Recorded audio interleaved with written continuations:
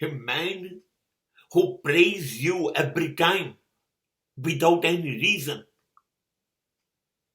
is your real enemy. And a man who criticizes you every moment is your well-wisher. He's doing surgery on you.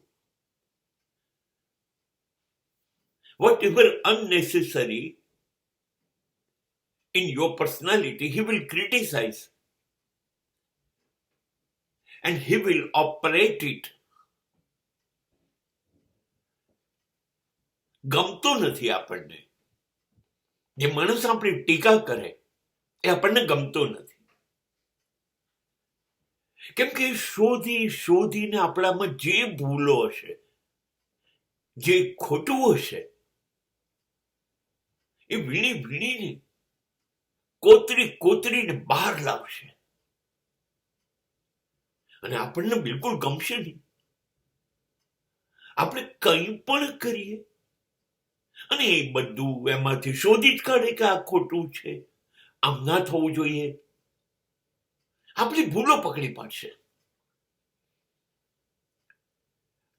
હવે સારો creator, સારો સર્જક એ તરત બીજી વખતે પોતાના કામમાં એ ભૂલ ના થાય એનું ધ્યાન રાખશે. અને બીજી વખતે એ ભૂલો તો નહીં જ કરે. તો પણ પેલાનો સ્વભાવ છે. તમે જૂની ભૂલો નથી કરી તો એ આ કામમાંથી નવી ભૂલો શોધી કાઢશે. પાછા તમે નવી ભૂલો સુધારશો, પાછું એ તમારી બીજી નવી ભૂલો શોધી કાઢશે. બસ એનું કામ આ છે. તમારા કામમાં શું ખોટું છે, શું ભૂલ છે એ સુધારશે. અને તમે એ સુધારતા શ્રેષ્ઠ બની જશો. કેમ કે એક દિવસ એવો આવશે કે જેમાં કશી જ ભૂલ જડશે. અને માટે આ મિત્ર છે. જ્યારે જે આપણા વખાણ કરે છે એ માણસને કંઈક આપણી પાસેથી જોઈએ છે. એનો કંઈક સ્વાર્થ છે. એ ઈચ્છે છે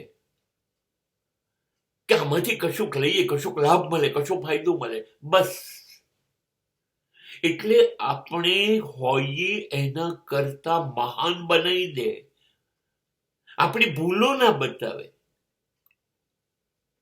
આપણે બહુ જ સરસ છીએ, બસ એવું જ આપણને બતાવ્યા કરે.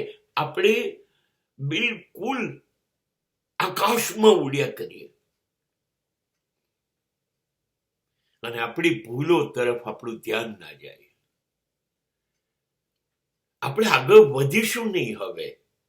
કેમ કે આપણે તો અદ્ભુત બની ગયા એવું આપણા પ્રશંસકો આપણને કીધા કરશે કે તમે તો સર્વશ્રેષ્ઠ છો.